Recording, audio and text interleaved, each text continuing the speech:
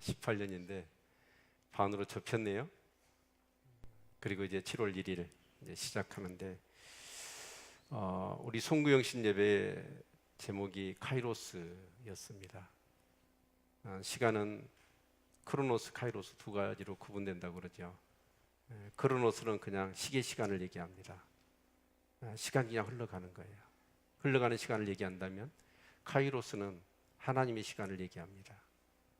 의미 있는 그런 시간들의 연속, 축적, 그것이 이루어져야 우리의 신앙도 우리의 삶도 성숙하고 성장해 갈 수 있다라는 것이었습니다. 여러분, 이제 반년을 지냈는데 여러분 삶은 카이로스였습니까? 크로노스였습니까? 여러분, 덧없는 인생이 아니라 의미 있는 시간들의 연속이 되어질 수 있기를 축원합니다. 그래서 반년이 지났는데 이제 반년 알차게 보내시고 여러분 승리하시기를 바랍니다. 우리는 한 2달 동안 신명기 말씀, 신명기 사경회를 2달 동안 우리가 했어요. 그래서 어제 말씀이 이제 모세의 죽음, 마지막 장 34장을 우리가 보았는데 전 그 모세의 그런 삶을 이렇게 돌아볼 수가 있었습니다. 특히 신명기는 모세가 죽음을 앞두고 이스라엘 백성들에게 했던 마지막 설교지요. 그런데 그 모세의 삶을 종합해 봤더니 성경에 10절에 그런 말씀이 있더라고요. 34장 10절에 모세와 같은 선지자가 이후로는 없을 것이다. 못을 박아버렸더라고요. 그러니까 이제 모세가 얼마나 이렇게 전무후무한 그런 믿음의 위대한 사람이었는가라는 것을 이렇게 설명하는 내용이라고 볼 수 있습니다. 그런데 그 모세의 삶을 이렇게 봤더니 살아있을 때보다도 죽고 난 이유가 더 아름다운 거예요. 그래서 그 모세의 무덤이 어디 있는지를 오늘도 모른다고 그러더라고요. 그래서 제가 볼 때는 이 모세가 특명을 내렸을 것 같아요. 유언처럼 나의 무덤이나 나의 어떤 기념비를 세우지 말아라. 근데 왜 그랬을까를 생각해 보면 사람은 그러잖아요. 자기 업적을 꼭 드러내고 싶어요. 근데 모세는 어쩌냐, 혹이라도 자기 무덤이나 자기 기념비를 세우면 하나님처럼 그게 우상 숭배를 될까 싶어서 자기의 자치는 싹 없애버린 거예요. 그리고 후계자 여호수아를 세워서 하나님의 언약이 성취되어지도록 오직 그 일에만 이 모세가 이렇게 관심을 가졌던 것을 볼 수가 있었습니다. 그래서 저와 여러분도 그런 삶이 되시기를 축원합니다. 살아있을 때보다도 죽음도 아름답고 죽음 이후도 더 아름다울 수 있는 그런 삶이 꼭 되시기를 축원합니다. 그런데 오늘 이 디모데후서도 어떤 말씀이냐면 바로 우리가 또 이 구약에서는 모세라고 한다면 신약에서는 바울이에요, 바울. 근데 오늘 디모데후서도 어떤 말씀이냐면 이 사도 바울이 죽음을 앞두고 마지막 유언장처럼 사랑하는 아들 디모데에게 서신을 띄웠던 내용이 바로 디모데 후서입니다.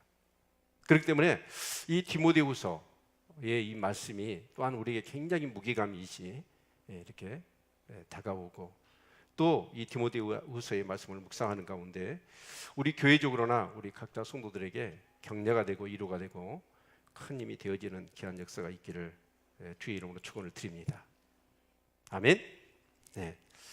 그래서 오늘 이 본문의 말씀을 중심해서 제가 이렇게 제목을 잡아봤는데 같이 제목을 한번 읽어볼까요? 시작. 나의 영적 자산은.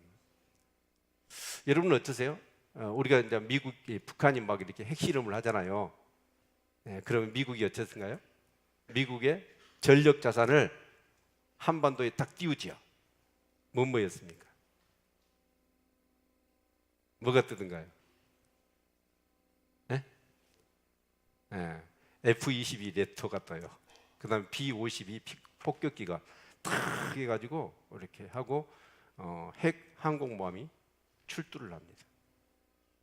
그래서 이 전력 자산으로 쫙 이렇게 이업을 하니까 북한이 또 이렇게 수그러들고 그러면서 이렇게 했던 것을 우리가 볼 수 있습니다. 근데 우리의 신앙과 우리의 사역과 우리의 삶 속에 굉장한 위기들이 오거든요. 여러분, 그런 위기가 왔을 때 이 자산이 있는 사람은 어쩌죠? 이겨내요. 근데 이 자산이 없는 사람은 어쩌죠? 이겨내지 못하는 거예요. 근데 사실은 하나님은 우리에게 이런 영적 자산을 주셨거든요. 그런데 그 주신 자산을 있는지도 모르고 받은지도 모르고, 그러니까 사용도 안 해. 그러니까 그런 자산들이 사용을 안 하면 어떻게 될까요? 녹슬어 버려요. 사용할 수가 없어요. 그런데 그 영적 싸움에서는 어쩌냐? 이 영적 자산을 가지고 해야지 내 혈과 육으로 싸워가지고는 이겨낼 수가 없습니다. 그래서 오늘 이 디모데 후서의 말씀을 통해서 이 사도 바울이 디모데를 격려하고 위로하면서 이 영적 자산이 있지 않느냐, 힘을 내라 라고 하는 그런 권면의 그런 말씀이 되겠습니다. 여러분, 오늘 이 말씀을 통해서 정말 나에게 영적 자산이 무엇인가 하는 것들을 다시 한번 생각해 보시고, 또 그 영적 자산이 내가 정말 사용하고 있는가, 나의 어떤 삶의 그런 실패의 원인들이 어디에 있는지 하는 것들을 다시 한번 점검하는 귀한 시간이 될 수 있기를 축원합니다. 네, 먼저 오늘 이제 이 편지잖아요. 편지인데 이 서론적인 부분들을 우리가 먼저 생각해 봐야 됩니다. 그래서 오늘 이 디모데 후서에 대한 그런 역사적인 배경이나 그런 환경들을 우리가 한번 생각해 보면은요, 우리 화면을 한번 볼까요? 그 네로 황제와 로마의 대화재가 일어났습니다. 그러니까 사도 바울이 BC 62년에 그 로마의 구금이 되어집니다. 로마에. 그리고 이제 62년이 구금된 게 아니라 구금이 되었다가 62년에 이렇게 풀려나요. 그러니까 그 전에는 한 2년 동안은 이 가택연금식으로 로마에 구금이 되어 있었어요. 그래서 밖으로 나갈 수는 없었지만 밖에서 로마 이 사람들이 누구든지 사도 바울을 만날 수가 있었습니다. 옛날 우리 김대중 대통령이 가택연금 뭐 그랬잖아요. 그런 식으로 로마에서 사도 바울이 가택연금이 되어 있었던 거예요. 근데 이제 62년에 사도 바울이 자유의 몸이 됩니다. 그래서 그난 4년 동안을 제4차 전도여행, 자기가 가고 싶었던 서머나, 그러니까 오늘날로 얘기하면 스페인이죠. 그쪽까지 돌아다니면서 또 전에 복음을 전했던 아시아까지 다니면서 복음을 전했어요. 근데 BC 64년 7월 18일 날 무슨 사건이 일어나냐면 로마에 대화재가 일어납니다. 그런데 그 화재의 원인은 여러 가지 의견이 분분한데, 이 네로가 상당히 이제 좋은 사람이었는데 자기 어머니가 자기 아버지를 살해를 해요. 그리고 그 황제 자리를 자기 아들 네로한테 줘요. 나중에 황제가 돼서 이 사실을 네로가 알게 되고 미쳐버립니다. 그런데 이제 이 네로는 굉장히 이렇게 예술적인 감각도 있었고 또 건축하는 어떤 그런 건축을 좋아했던 사람이었다고 그래요. 자, 그런데 뭔가 이제 온전치 않으니까, 정신이 온전치 않으니까 이 로마의 시가지를 불질러 버리고 그리워해서 로마를 다시 이 도시라는 도시를 재건하려고 하는 생각을 가졌던 거예요. 그래서 이제 로마에 불을 질러 버립니다. 근데 그때 그 역사가가 기록한 거, 그 역사가 한 7살, 8살 됐는데 그 화재 현장을 기록을 해놨어요. 근데 이 걷잡을 수 없이 이 불이 시가지를 막 덮치는데 거의 한 구역 로마 전체가 그냥 잿더미가 되어져 버린 거예요. 그러니까 너무나 큰 불 앞에 이제 이 화재의 원인이 뭐냐, 주범이 누구냐라고 하는 그런 원성들이 많아지니까 이 네로 황제가 누구한테 뒤집어 씌워버렸냐면 기독교인들한테 뒤집어 씌워져 버린 거예요. 그래서 이제 방화범으로 몰리게 되고 이제 로마 정부나 또 로마 시민들이 대대적인 기독교를 박해하기 시작해요. 그래서 이 초대교회가 굉장히 이제 박해가 아주 근본적으로 시작됐던 이 계기가 바로 로마 화재 사건이었습니다. 그러니까 이제 사도 바울이 BC 66년 그때 이제 다시 잡히죠. 다시 잡혀가지고 이제는 그 가택연금식이 아니라 완전히 사형 온도를 받고 감옥에 갇히게 되어집니다. 그런데 이제 4차 전도행 가운데 사도 바울이 들려오는 얘기가 뭐냐면 자기 이제 영적인 아들이 디모데나 디도 같은 사람 이렇게 믿음으로 세워서 이렇게 빌립보나 또 에베소 교회나 또 그레데 섬에 이제 교회가 있는데 거기에다 이 디모데나 이 디도를 목회자로 파송을 해서 목회를 하는데 이 디모데가 대대적인 교회에 박해가 있고 거짓 선지자들이 들어와요. 뒤에 보면 말씀이 있습니다. 그런 내용들이 거짓 선지자들이 교회에 들어와 가지고 교회를 막 완전히 분열시키는 거예요. 네, 그런 데다가 이제 자신의 어떤 그런 질병도 있고 연약함도 있고 자기 성품도 있고 그래서 이 디모데가 목회를 못 하고 있는 거예요.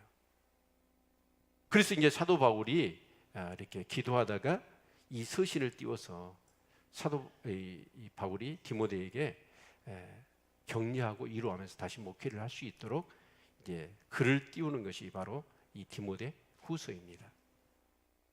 됐나요? 이걸 알고 성경을 보셔야지 이것도 없는 상태에 이 성경을 보시면 그 내용을 우리가 바로 이해할 수가 없는 것이죠. 네. 그래서 디모데후서 그 계율을 우리가 본다면 이 디모데후서는 목회서신입니다. 성경에 이제 목회서신이 디모데전서, 디모데후서, 디도서 이렇게 있습니다. 그러니까 이거 이제 일반적으로 이제 목회자에게 서신을 띄워서 목회자 사도 바울이 이렇게 어떤 상황이 되어지면 이렇게 목회를 해라 라고 하면서 이거 목회에 대한 권면 또 교훈 이런 것을 이렇게 담고 있는 것이 바로 목회 서신입니다. 그리고 또 사도 바울이 어쩌냐 이제 간제에 같이 내가 부음이 되었다. 간제는 뭐냐면 포도주를 부어서 제사를 드리는 거잖아요. 그러니까 이제 자기가 이미 죽을 것을 알고 있는 거예요. 그런 상태에서 이제 유언처럼 이렇게 디모데에게 권면할 뿐만 아니라 그리고 꼭 너를 한번 보고 싶다. 와달라라고 하는 그런 간청을 디모데 후서에 이렇게 담고 있는 것을 볼 수가 있습니다. 그리고 이제 디모데에 대한 좀 이해가 좀 우리에게 필요합니다. 디모데는 그 루스드라에서 이렇게 사도 바울 1차 전도행에 만나게 되죠. 그런데 이 루스드라냐 이 안디옥이나 그런 데 소문이 났어요. 이 아주 신앙이 좋은. 그래서 디모데란 말이 디모 플러스 데우스 그런 뜻이거든요. 그러니까 디모 그 말은 사랑한다는 뜻이고 데우스는 신이잖아요. 그러니까 신을 사랑하는 사람, 하나님을 사랑하는 사람 그 이름이 디모데예요. 그러니까 그 부모도 신앙이 좋겠죠. 아멘. 그래서 여기 보니까 이 디모데가 그 애조모, 애할머니하고 그 어머니가 유대인이에요. 그래서 그 어머니, 할머니의 신앙이 그대로 가서 이 디모데에게 하나님에 대한 신앙이 이렇게 아름답게 이렇게 형성이 되어진 것이죠. 그런데 이제 이 디모데가 뭐냐면 나이가 적었어요. 그래서 네 연수함을 없이 여기지 못하게 하라라고 이렇게 권면을 했거든요. 혹시라도 여러분 한번 생각해 보세요. 여러분이 이제 신학교 갓 졸업해갖고 여기 목사가 그런 목회자라고 한다면 여러분은 어떠시겠어요? 그래도 여러분 목사님으로 존중하고 순종하고 따라야 되겠죠? 네. 근데 이 디모데가 나이가 어리니까 그러지 않는 부분들이 에베소교에 있었던가 봐요. 또 하나는 뭐냐면 이 디모데는 소심한 성격이었습니다. 성격이 굉장히 착했어요. 성품이. 그리고 소심했어요. 그리고 육신의 연약함이 있었습니다. 그래서 사도 바울이 어떤 얘기를 하냐면 포도주를 이렇게 사용해라. 왜냐하면 이장병이 있었거든요. 그래서 이장병이 있어서 포도주를 약처럼 사용해서 이렇게 먹도록 바울 사도가 권면했던 걸 볼 수 있습니다. 종합해 보면 지금 교회는 어때요? 굉장한 박해가 있습니다. 이단들의 공격이 있습니다. 또 디모데 자신은 어때요? 몸도 아프지요. 나이도 그러죠. 성품도 연약하지요. 그러다 보니까 얼마나 이 목회가 힘들었겠어요. 그러다 보니까 이제 목회를 못하고 있는 상황인 거죠. 그래서 사도 바울이 이 디모데후서를 통해서 권면하는 거라 그런 것을 우리가 인식하고 이 성경을 볼 수 있어야 합니다. 아멘이니까 자 그러면 우리가 1절, 2절을 우리 같이 한번 읽어볼까요? 시작. 하나님의 뜻으로 말미암아 그리스도 예수 안에 있는 생명의 약속대로 그리스도 예수의 사도된 바울은 사랑하는 아들 디모데에게 편지하노니 하나님 아버지와 그리스도 예수 우리 주께로부터 은혜와 긍휼과 평강이 내게 있을지어다. 아멘. 여기서 우리가 기억해야 될 것은 뭐냐면, 이제 이 대부분 서신서는 1절은 뭐냐면 편지를 띄우는 사람에 대한 내용이고 2절은 수신자에 대한 내용이잖아요. 근데 1절에서 이제 사도 바울이 자신에 대해서 밝히고 있어요. 근데 여기서 보면 하나님의 뜻으로 말미암아 그리스도 예수 안에 있는 생명의 약속대로 그리스도 예수의 사도된 바울은, 여기서 이 바울 사도가 자신이 분명히 예수 그리스도의 사도라는 사실을 밝히고 있습니다. 네. 근데 여러분 한번 생각해 보세요. 사도 바울이 감옥에 갇혔어요. 그리고 사형원도까지 받았습니다. 그랬을 때 지금까지 사도 바울이 복음을 전하고 사도 바울과 같이 있고 따랐던 사람들은 이만저만 실망이 아닐 겁니다. 그래서 1장 15절을 볼까요? 15절 같이 한번 읽겠습니다. 시작. 아시아에 있는 모든 사람이 나를 버린 이 일을 네가 안 하니 그 중에 부겔로와 허모게네가 있느니라. 그러니까 아시아에 지금까지 사도 바울과 동역을 이루어 사도 바울을 따랐던 사람들이 사도 바울이 갇히니까, 그리고 사형원도를 딱 받고 이 소식이 퍼지니까, 사도 바울이 복음 전했는데 대단한 줄 알았는데 저 잡혀가지고 죽구마. 그래서 그 복음을 무시해버린 거예요. 그리고 사도 바울을 떠나버린 거예요. 우리 4장 16절도 한번 볼까요? 한 장만 넘기면 되니까. 4장 16절 같이 한번 읽겠습니다. 시작. 내가 처음 변명할 때 나와 함께한 자가 하나도 없고 다 나를 버렸으나 저희에게 허물을 돌리지 않기를 원하노라. 여러분, 사도 바울이 변명할 때란 말은 뭔 말이냐면 아마 이렇게 재판을 할 때 자기가 이제 변론을 해야 될 그런 상황인가 봐요. 그런데 그럴 때 나와 함께한 자가 하나도 없어요. 다 나를 버려버렸다는. 근데요, 여러분, 이면제 말씀을 보면 여러분이 신앙생활을 사람 중심으로 하면 안 됩니다. 네? 어떤 분은 그래요. 와, 저를 정말 훌륭한 사람, 믿음의 사람으로 믿고 따랐는데 저 인간이 저럴 줄은 몰랐다. 그러면서 어쩌냐면 그 사람 때문에 하나님도 떠나 절로 가는 사람들이 있어. 그게 사람 중심의 신앙생활의 위험한 요인이에요. 사람은 연약합니다. 사람은 연약해요. 그래서 저도요, 그래요. 죄를 지어요. 여러분이 알면 시험 들 만한 잘못된 짓을 하기도 해요. 근데 그런 것을 봤다고 해가지고 와, 저는 떠나도 괜찮아요. 근데 하나님을 떠나면 안 되죠. 그렇죠? 네. 근데 이제 사도 바울은 어쩌냐? 하나도 안 남았대요. 아시아에 있는 사람들이 다 떠나버린 거예요. 여러분, 그랬을 때 이 사도 바울이 얼마나 이축이 됐겠어요. 낙심이 됐겠어요. 그런데 사도 바울은 그런 상황에서도 어쩌냐면 자신이 누구냐라고 하는 이 정체성을 잃지 않았다는 거예요. 아멘. 어떤 상황 가운데도 중요한 건 정체성이에요. 내가 누구냐, 내가 어떤 사람인가에 대한 정체성이 분명하면 그 사람은 어때냐? 절대로 방황하지 않아요. 근데 우리 예수 믿는 사람들이 내가 예수 믿고 구원받는 하나님의 백성이라는 이 사실에 대한 정체성, 또 교회에서 목사, 또 권사, 장로, 여러분 여러 가지 집사, 직분을 따라 성도, 이런 직분을 받았잖아요. 그러면 거기에 따른 분명한 정체성에 확신이 있어야 됩니다. 근데 이 정체성이 없으니까 오늘 예수를 믿지만 예수 믿는 사람들이 뭘 합니까? 세상 사람들, 절에 다니는 사람들, 우상 숭배하는 사람은 똑같은 행동과 똑같은 삶을 살아버리는 거예요. 그러니까 하나님의 역사가 없어요. 근데 사도 바울은 어떻습니까? 아무리 절망과 낙심에 나락에 빠졌다 할지라도 자기가 사도라는 이 영적 권위와 이 정체성을 분명히 붙잡고 있는 거예요. 그럴 수 있기를 축원합니다. 아멘. 네. 진짜 하나님의 존엄, 그리고 내가 교회의 한 직분자로서의 그 명예와 자존심, 이것을 생명처럼 지키셔야 돼요. 근데 오늘날 보니까 목사의 자존심이 없어요. 목사의 명예도 없어요. 다 자기 이익대로 이해관계에 따라서 살아버리는 거예요. 여러분, 이 정체성이 회복될 수 있기를 바랍니다.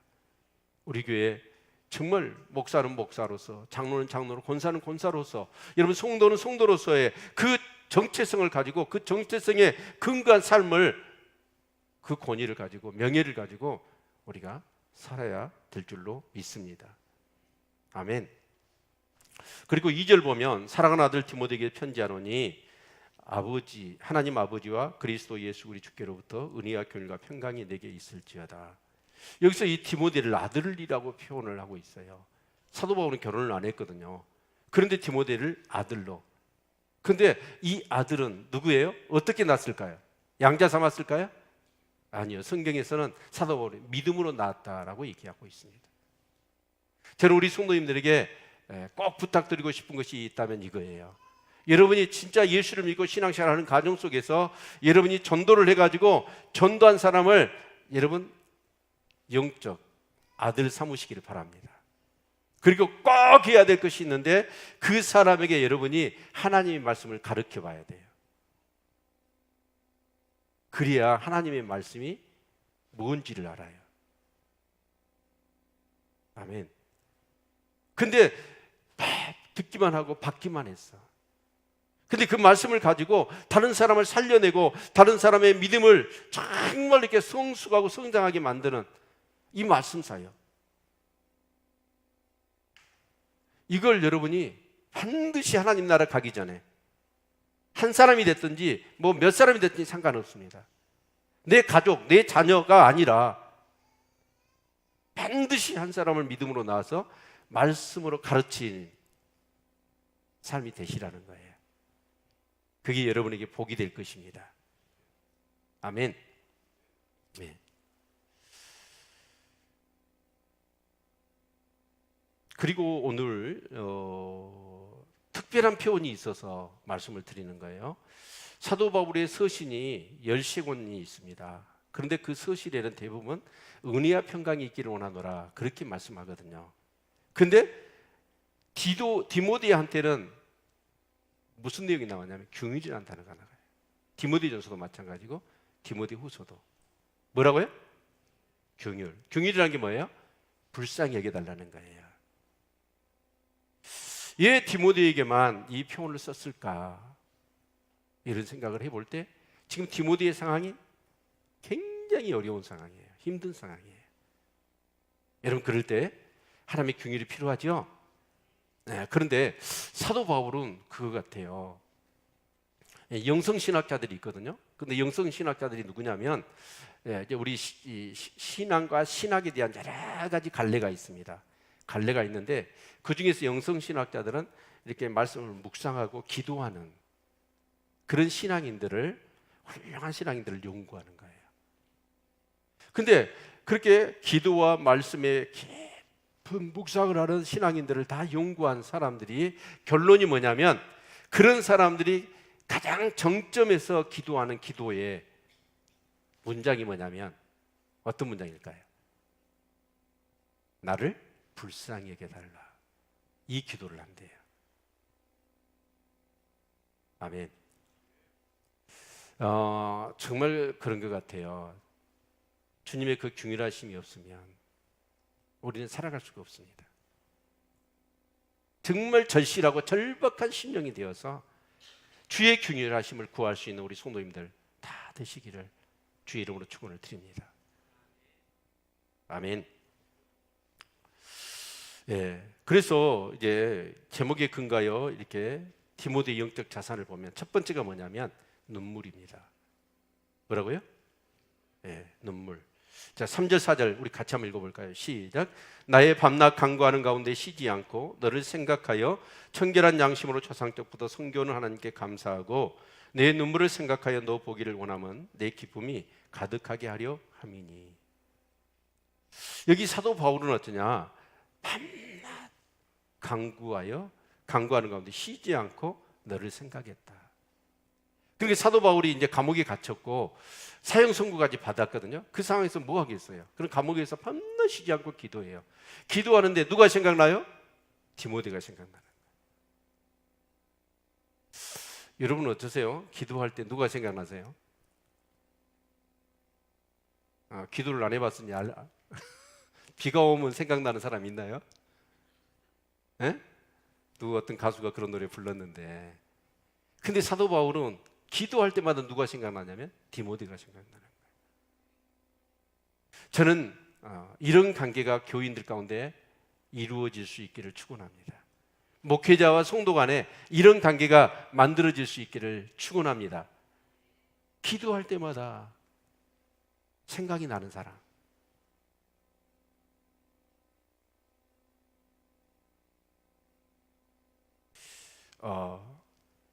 정말 이런 나를 위해서 기도해주고 또 내가 누군가를 위해서 기도해요. 쉬지 않고 항상 자동으로 생각이 나는 거예요. 그런데 정말 내가 힘들어요. 절망의 나락에 빠져 있어요. 그런데 정말 어떻게 해야 될지를 모르겠어. 그런데요, 누군가 나를 위해서 기도하고 있다는 확신, 이건 우리에게 큰 힘이 됩니다. 그래서 그분이 나를 위해서 기도할 거야. 내가 지금 이렇게 어려운데 그래서 전화를 해봐. 역시나 그분이 기도하고 있대. 때에 따라서는 어때요? 내가 연락하기도 전에 그 사람이 나를 위해 기도하다가 전화를 해줘요. 목사님, 지금 어떠세요? 왜 그러세요? 제가 이렇게 기도하는데 자꾸 목사님 생각이 나요. 그래서 혹시 어려운 일 없으세요? 때에 따라서는 그 하나님께서 말씀하시는 말씀을 들려주기도 하시고 보여주시는 어떤 그림을 보여주기도 해요. 그런데 그때 진짜 상황이 내가 어려웠고 힘들었어. 어떻게 할지는 모르겠어. 근데 그분의 전화 한마디, 그러면서 기도하면서 하나님이 주셨던 그 말씀 한마디가 키더라고, 키. 답이 되어지더라고. 그러니까 사도 바울이 지금 디모데후서를 쓸 때도 마찬가지예요. 정보도 들었지만 그래서 디모데를 항상 놓고 기도하다 보니까 디모데의 영적 상황이 그대로 보이는 거예요. 핍박이 있고 교회는 힘들고 자기 몸은 그래서 아무것도 묵상 못하고 끙끙거리고 있는 거예요. 그래서 이 서신을 띄워서 디모데를 격려하는 것이죠. 여러분, 이런 관계가 교회 안에서, 믿음 안에서 꼭 이루어질 수 있기를 축원합니다. 아멘. 그래서 청결한 양심으로 조상 때부터 성교는 하나님께 감사했다. 이 사람이요, 양심이 어때요? 깨끗해야 돼요. 양심이 더러운 사람이 있어. 근데 이 디모데를 생각하면 사도 바울이 전에도 겪어봤고 또 관계를 가지면서 보니까 이 디모데가 양심이 깨끗해요. 그런데 그 신앙이 어쩌냐? 그 조상적부터 성교는 하나님께. 그러니까 이제 결국 그 깨끗한 양심이 어디하고 관련이 돼 있냐면 조상적부터 성교했던 그 하나님에 대한 신앙이 연관이 있다는 의미잖아요. 그렇죠? 여러분, 제가 신학교를 갔는데 그때 저희 부모님은 교회를 안 다니셨어요. 그런데 신학교 갔더니 대부분 2대, 3대 신앙이더라고요. 아버님이 목사님이고 사모님이고 어머니가 권사님, 장로님 자녀들이 대부분 많았어. 와, 부럽더라고요. 그리고 저는 애롭더라고요. 그 부모님들이 얼마나 신학교를 보내놓고 자녀들을 위하여 기도하겠어요. 근데 저는 없는 거예요. 그래서 제가 그 찬송가 어머님의 무릎 앞에 그 성경 읽을 때 그 찬송으로 눈물이 그렇게 나, 신학교 다닐 때. 여러분, 여러분의 신앙이 여러분의 자녀에게 그대로 흘러가기를 축원합니다. 1대 신앙, 2대 신앙, 3대 신앙, 이게 달라요. 그 부모들이 쌓아놓은 기도, 그리고 어떤 문화, 의식, 영적 분위기, 이게 다릅니다, 분명히. 여러분, 여러분의 신앙이 자녀들에게 잘 흘러갈 수 있기를 축원합니다. 그래서 자녀들이 어떻게 이 세속과 시대 속에서 물질과 세상의 마음 안 뺏기고 내 영혼과 양심을 지킬 수 있겠어요? 그건 신앙밖에 없습니다. 아멘. 그러면서 4절 보면 내 눈물을 생각하여 너 보기를 원하면 내 기쁨이 가득하게 하리 함이니. 근데요, 사도 바울이 밤낮으로 쉬지 않고 기도할 때마다 이 디모데가 생각이 나요. 그러면서 디모데가 얼마나 그 마음이 깨끗하든지. 그러면서 또 생각나는 게 뭐냐면 눈물을 흘리는 디모데가 생각이 나는 거예요. 그리고 그것을 생각할 때마다 이 사도 바울에게는 기쁨이 가득했다라고 말씀하고 있는 거예요. 근데 여러분 한번 생각해 보세요. 디모데가 그러면 어떤 눈물을 흘렸기에 사도 바울이 그 눈물을 흘리는 디모데의 모습을 보았고 그때마다 사도 바울의 마음이 기뻤을까요? 어떤 눈물? 서러워서? 억울해서? 슬퍼서? 흘렸던 눈물 같으면 그 생각하면 짠하고 사도 바울도 마음이 슬프지요. 기쁨은 없었을 거예요. 그러면 디모데가 흘렸던 눈물은 뭘까요? 어떤 눈물이었기에 사도 바울이 그 눈물을 흘리는 디모데의 모습을 생각하면 자기 마음이 기뻤을까? 여러분, 눈물은 두 가지죠. 나를 위해서 흘리는 눈물이 있고 남을 위해서 흘리는 눈물이 있습니다. 근데 대부분 여러분은 어쩔 때 눈물을 흘리세요? 나예요? 이웃이에요? 아마 대개 나를 위해서 울지 않을까요? 억울해서, 힘들어서, 슬퍼서. 근데 이 디모데의 눈물은 자기를 위해서 흘리는 눈물이 아니었던 거예요. 목사로 부름을 받고 하나님의 교회와 영혼들을 섬길 때에 정말 그 연약함, 하나님께 영광을 돌리고 싶은데 자신의 연약함, 그래서 교회와 성도들을 어떻게든 믿음으로 세워서 정말 승리하며 복되게 그렇게 섬기고 싶은데 교회를 생각하고 성도들을 생각하면 그 박해 가운데 믿음을 애써 지키려고 하는 그 영혼들을 바라보면서 아름답게 헌신하고 눈물로 헌신하는 그들을 바라볼 때마다 아마 디모데는 그런 눈물을 많이 흘렸을 것 같아요. 생각해 봤더니요, 우리 기독교 신앙은요 눈물로 시작하는 거예요. 내 죄 때문에 독생자 예수 그리스도께서 십자가에 그렇게 처참하게 죽으셨다는 그 사실 앞에 우리는 눈물을 흘리지 않을 수가 없습니다.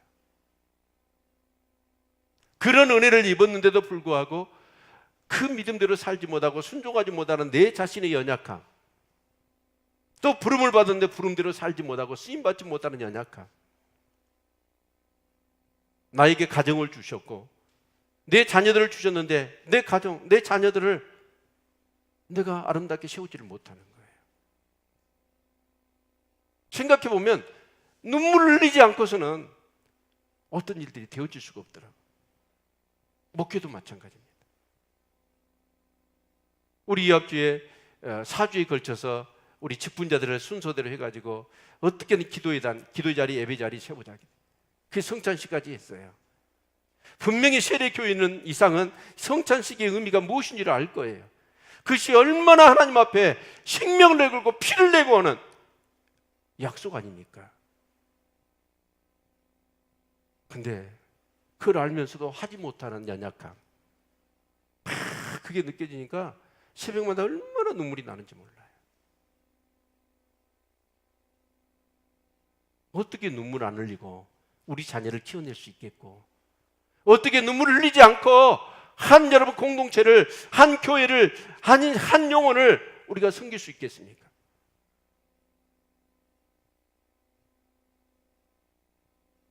눈물을 흘린다는 것은 절박함이고 절실함이고 간절함이죠. 그런데 사도 바울이 볼 때는 이 디모데가 항상 하나님 나라와 교회와 영혼들을 끌어안고 자신의 그 사명을 감당하려고 하는데 정말 온전치 못한 모습을 끌어안고 눈물을 흘리는 그 모습을 보았어요. 제가요, 성경을 통독하라고 하나님이 명을 내리셔서 성경을 쭉 통독하는 과정 속에 제 신학적인 상식으로는 이사야 선지자가 최고 선지자를 알았거든요. 근데 이사야서를 이렇게 읽는데 별로 감동이 없었어요. 근데 에레미야서를 읽는데 눈물이 펑펑펑 쏟아져 버리더라고요. 아, 에레미야가 눈물의 선지자라고 했던 이유가 여기에 있구나. 조국 이스라엘이 우상 숭비하고 예수의 그런 침략과 위협 앞에 정말 돌아오라고 그렇게 외치는데도 불구하고 이스라엘 백성은 돌아오질 않아요. 오히려 하나님 말씀을 전하면 너 죽인다고 때리고 가두고. 그럴 때 에레미야는 어째요? 하염없이 통곡하고 눈물을 흘리더라고요.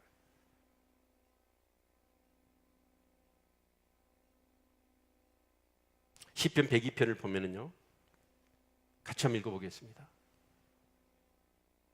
시작. 나는 죄를 양식같이 먹으며 나의 마심에는 눈물을 섞어 싸우니. 여러분, 죄를 우리가 회개할 때 죄를 뒤집어 쓰잖아요. 근데 그 죄를 뒤집어 썼는데 거기에 막 눈물이 쏟아지니까 그 죄와 눈물이 범벅이 돼서 그걸 마셨다라고 표현하고 있습니다. 저는 우리 교회 모든 영적 리더들이, 아니 이 나라 정치인들이 이 나라를 섬기고 여러분 교회를 섬길 때에 이 눈물이 회복되어야 된다고 믿습니다. 사도 바울도요, 20장 사도행전 20장 19절을 보니까 모든 겸손과 눈물이며 유대인의 관계를 인하여 당한 시험을 참고 주를 섬긴 것. 또 20장 31절 보니까 같이 한번 읽죠. 시작. 내가 3년이나 밤낮 쉬지 않고 눈물로 각 사람을 훈계하된 것을 기억하라. 사도 바울은 어쩌냐? 3년 동안 아시아에서 성도들을 가르칠 때 눈물을 흘리면서 가르쳤다는 거예요. 우리나라에 이 한국의 에레미야가 있어요. 김치삼 목사님이라고. 근데 이 김치삼 목사님은 그냥 설교하다가도 울고, 기도하다가 울고, 가르치기라도 있고, 길 가다가도 울고, 대화 나누다가 울었대요. 근데 그냥 울보여서가 아니에요. 절실한 거예요. 절박한 거예요. 예, 어떤 동네에요, 할아버지께서 몸이 좀 아프셨어. 그래서 병원에 가봤더니 암이에요. 얼마 살지 못한다는 거예요. 그 할아버지가 갑자기 그 얘기를 듣고 진단을 받고 나서부터 폭력적으로 바뀌는 거예요. 아마 화가 났던 거죠. 왜 나한테 암이냐? 내가 왜 나 암으로 죽어야 되느냐? 이런 막 마음에 분노가 치밀으니까 사람도 안 만나고 누구도 거절해버린 거예요. 가족들도 친구들도. 그래서 병원에 입원해 있는데 정말 가족들은, 자녀들은 답답한 거예요. 너무나 안 강하게 폭력적으로 바뀌시는 그 아버지의 모습 앞에 어쩔 줄을 몰라요. 그런데 그 동네 꼬마가 병문안을 났어. 왜냐하면 이 할아버지하고 꼬마가 자주 만났거든. 그래서 아버지한테 얘기를 했더니 꼬마가 갔다니까 오라는 거예요. 그래서 꼬마가 30분 동안 있다 갔어요. 그런데요, 그 할아버지가 마음이 완전히 바뀌어버린 거예요. 인자한성품 다시 돌아오신 거예요. 그래서 그 나중에 이제 가족들이 꼬마를 불렀어. 너 도대체 뭔 얘기를 했냐 우리 아버지한테. 그러니 꼬마가 그런 거예요. 나 한 얘기 없어요. 그럼 뭐 했는데? 가서 막 울어버렸어요. 30분간 울어버렸대. 꼬마가 막 우니까 그 할아버지도 같이 등다서 막 울어버린 거예요. 그 속에 있는 것들이 풀어져 버린 거예요. 여러분, 저는 그렇게 생각되더라고. 나라고 하는 한 인생이 믿음의 삶을 살아가는데 나에 대해서 얼마나 화가 나요? 우리 가정을, 여러분 우리 자녀들 때문에 얼마나 화가 나요? 뜻대로 안 되잖아요. 이게 막 쌓여 있어. 근데 이걸 안 풀면 여러분 암이 생겨. 여러분 하나님 전에 나와서 통곡하면서 쏟아내시기를 바랍니다. 아멘. 내 삶은 망가져 가고 있고 내 몸은 엉망이 되어져 가고 있고 내 신앙과 내 가정과 모든 것은 엉망진창이 되어져 가는데도 불구하고 한나가 있잖아요. 3일상에 보니까 아기를 못 낳아. 얼마나 미안한 마음이에요.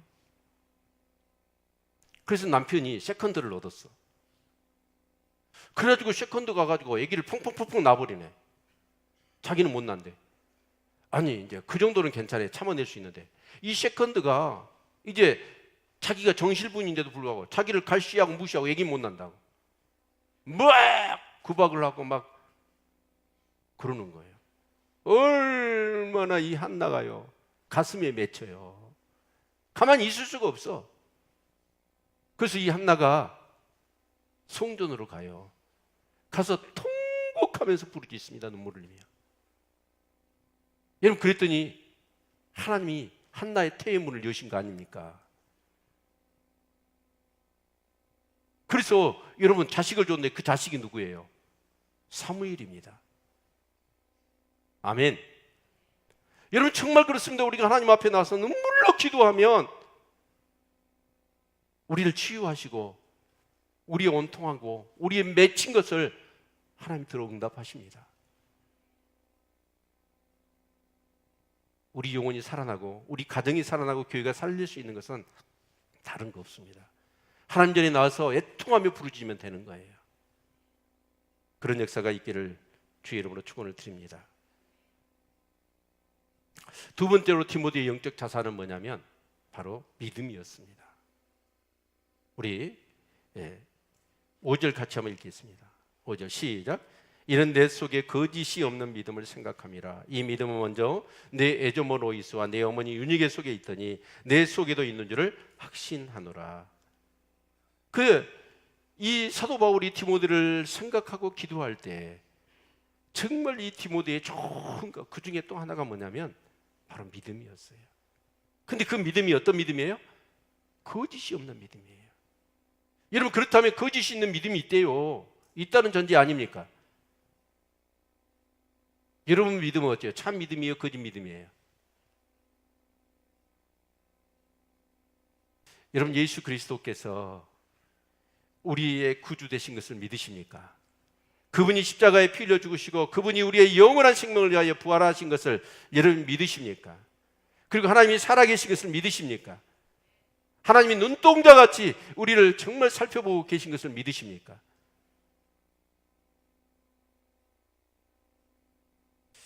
참요 그 구속사의 내용을 우리가 파헤쳐 보면 이 성경에 나를 향한 하나님의 수천 년의 역사 가운데서 그 지고지순한 그 놀라운 경이로운 하나님의 사랑이 이 성경에 다 담겨져 있잖아요. 그런데 아니 교회는 다니고 예수를 믿는다고 하는데 그런 사람들이 어떻게 해요? 문제 생기면 절에 가서 점쟁이 데려다가 구슬하고 점을 치고 이게 어떻게 참 믿음일 수 있겠습니까? 참 믿음은 그래요. 어떤 상황 가운데서도 하나님만 의지합니다. 무엇을 하든지 먹든지 마시든지 무엇을 하든지 다 하나님의 영광을 위해서 살아가는 사람이 참 믿음인 줄로 믿습니다. 자기를 위한 게 없어요. 아멘. 이런 깨끗한 믿음이 있을 때 그 믿음은 요한일서의 말씀처럼 세상을 이기는 것은 믿음이라고 그랬습니다. 이 믿음이 있기를 축원합니다. 그리고 이 믿음이 어째요? 장성한 믿음의 분량에 이르러야 돼. 끊임없이 말씀을 묵상하고 기도하고 그 말씀에 순종하여 그 말씀이 얼마나 권세 있고 능력이 있는가라는 것들을 여러분이 체험하셔서 여러분 그 믿음이 더 큰 믿음이 되셔야 돼요. 이게 영적 자산이 되면 어떤 그런 문제도 여러분이 이겨낼 수 있을 줄로 믿습니다. 아멘. 특히 여기 5절의 말씀을 보니까 에조모 로이스와 네 어머니 유니게, 우리 여자분들을 잘 들으셨으면 좋겠어요. 아이들의 신앙은 누가 해야 돼요? 누가요? 엄마가 해야 돼. 그래서 저희가 지금 가정교회 그 부분 얘기를 하고 있는데, 유대인들은 1차, 2차 세계대전 가운데 엄청난 그런 이 박해와 더불어 핍박 그리고 살해를, 그래서 유대인들처럼 세계에 흩어져 있는 민족이 없어요. 그걸 디아스포라라고 그러잖아요. 그러면 그들은 언제나 마이너예요. 소수란 말이에요. 그리고 다른 나라에 가면 대부분의 대다수하고 소수, 그러면 그들의 문화나 의식이나 종교는 어때요? 그냥 흡수돼 버리고요. 통합돼 버리는 거예요. 근데 유대인들은 어쩌냐? 절대로 문화나 종교나 그런 게 통합되지가 않아. 그들의 고유한 신앙을, 문화를, 역사를 가지고 있는 거예요. 근데 그 생명이 뭐냐면 바로 사반 예배에 있습니다. 사반 예배가 뭐냐? 안식일 예배예요. 근데 유대인들에게 있어서 안식일 예배의 가장 큰 핵심은 뭐냐면 안식일 만찬에 있습니다. 부모가 음식을 만들어요. 그리고 그 저녁에, 금요일 저녁이죠. 저녁에 자녀들과 더불어서 말씀을 나누면서 음식을 나누는 거예요. 오늘 우리 한국이라고 하는 상황을 놓고 보면 부모와 자녀가 어때요? 완전히 대화가 안 돼요. 세대 차이가 너무 분명해 버려. 중학교 이상 되어지면 학교 갔다 오면 자기 집으로 방으로 들어가지 엄마 아빠와 얘기를 섞으려고 하질 않아요. 그렇기 때문에 신앙 또한 어때요? 만들어지지가 않습니다. 그래서 우리 교회는 다음 주에 제가 인시물을 통해서 그런 부분들에 대한 내용들을 계속해서, 근데 우리 전국 네트워크가 교회에서 몇 교회가 이 주일 만찬 예배를 드려요. 그런데 2시간으로 못을 박았답니다. 그런데 너무 아이들이 말이 풀어지고 대화가 나누어지기 시작하니까 너무 좋아서 4시간, 어떤 가정은 6시간씩 대화를 나눈대요. 우리 자녀 살려냅시다. 또 우리 자녀가 없어도 부부끼리. 그런데 사실은 뭐냐면 우리 목장 모임이, 셀이라는 개념이 어디서 시작됐냐면 이 안식일 만찬에 시작된 거예요. 그래서 부부끼리 이렇게 만찬을 하다가 이웃을 초청을 하는 거예요. 초청을 해서 같이 음식을 나눠요. 그럼 삶을 나누는 거예요. 이런 역사가 있기를 축원합니다. 아멘. 네. 여러분, 그래야 우리 믿음이 어때요? 삶 믿음이 돼요. 여러분, 신앙과 삶이 격리가 돼 있어. 달라. 그렇게 삶 속에서 어때요? 살아계신 하나님의 역사를 내가 체험하지 못하는 거예요. 체험하지 못하니까 어때요? 신앙은 신학이고 여전히 내 삶은 삶이에요. 여러분, 큰 믿음의 사람들 되십시다. 어떤 문제가 생기더라도 두려워하거나 염려하지 않고 이런 믿음으로 돌파해내고 해결해내고 승리하는 우리 성도님들 되시기를 축원합니다. 그래서 사도 바울은 디모데한테 그런 거예요. 너한테는 그런 정말 거짓이 없는 믿음이 있지 않느냐? 왜 낙심하여 주저앉아 있느냐? 일어서라는 거예요. 믿음대로 가면 하나님이 역사하실 건데. 세 번째는 은사입니다. 우리 6절 같이 한번 읽어볼까요? 시작. 그러므로 내가 나의 안수함으로 내 속에 있는 하나님의 은사를 다시 부릴 듯하게 하기 위하여 너로 생각하게 하노니. 그러니까 이제 사도 바울이 디모데를 이제 안수했잖아요. 안수해서 이제 목회자로 파송한 거예요. 그런데 분명히 이 사도 바울은 이 디모데에게 어떤 은사인지는 모르겠어요. 그런데 그 은사가 있다는 것을 알아요. 그런데 상황이 힘들고 사역이 힘들어지니까 은사를 사용하지 못해. 믿음도 발휘하지를 못해. 그리고 그냥 호가 석자가 돼서 주저앉아 있는 거예요. 그래서 진짜 네 마음속에 있는 그 은사를 다시 부릴 듯 내가 한번 일으키고 싶다. 일어나라. 지금 그 고민을 하고 있는 겁니다. 아멘. 자, 그러면 저와 여러분에게는 은사가 뭐가 있을까요? 하나님 주셨을까요? 안 주셨을까요? 네? 네. 그러면 은사는 어떤 것들이 있을까요? 이 은사는요, 이런 거예요. 그냥 막 어거지로 안 해도 막 하고 싶어.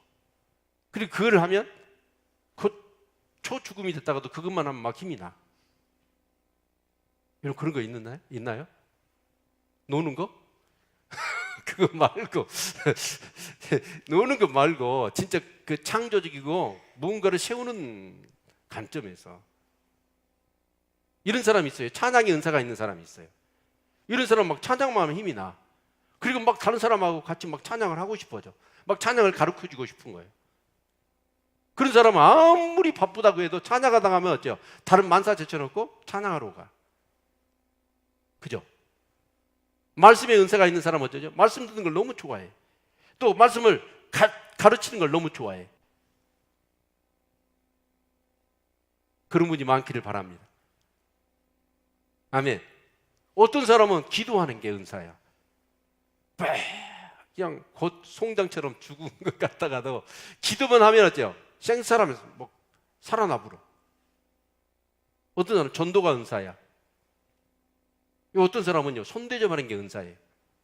이 사람은요 만나면요 꼭 만날 때마다 뭘 갖다 줘. 자기 집에 있는 거, 냉장고에 있는 거, 뭐 있는 거 해가지고 맨날 주는 거예요. 근데 그 사람은 주면서 기뻐해. 그러면 그 사람이 막 집에 거 퍼다 날려서 다른 사람 다 줘버리면 그 사람 가난하게 될까요? 은사는 안 그래. 은사는 사용하면 사용할수록 뭐예요? 더 풍성해지는 거예요. 아멘 좀 하세요. 배 아파서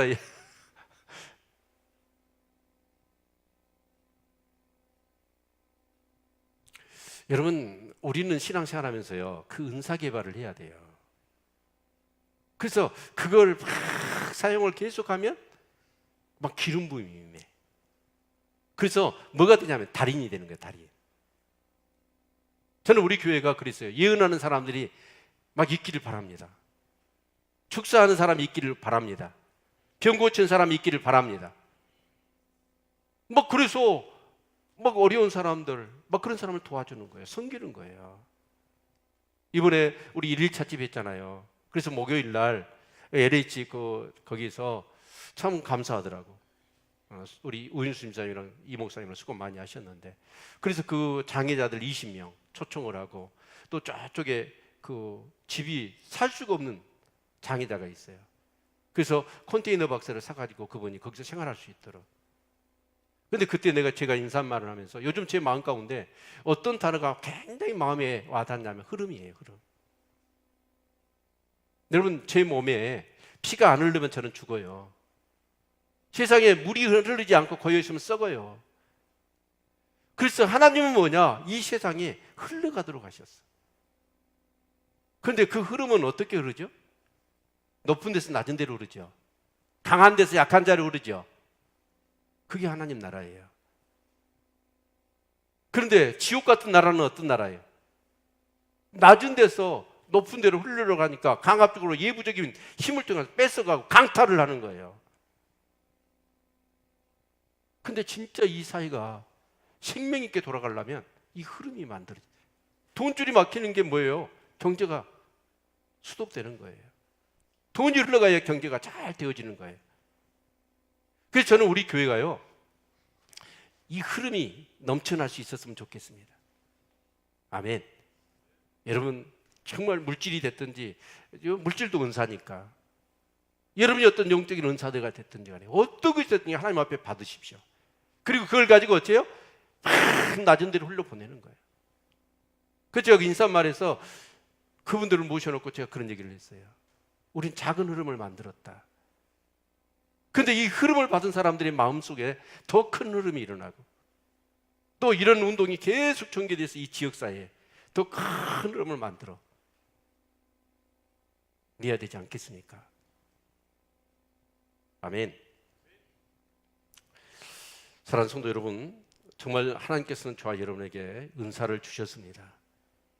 나에게 주신 은사가 무엇인지 정말 그리고 그 은사를 사용하십시오.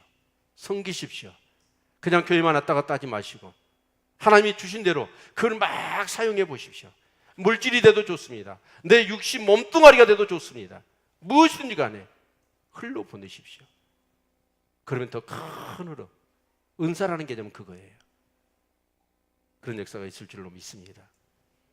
아멘. 자, 말씀을 정리하겠습니다. 나의 영적 자산은 뭘까?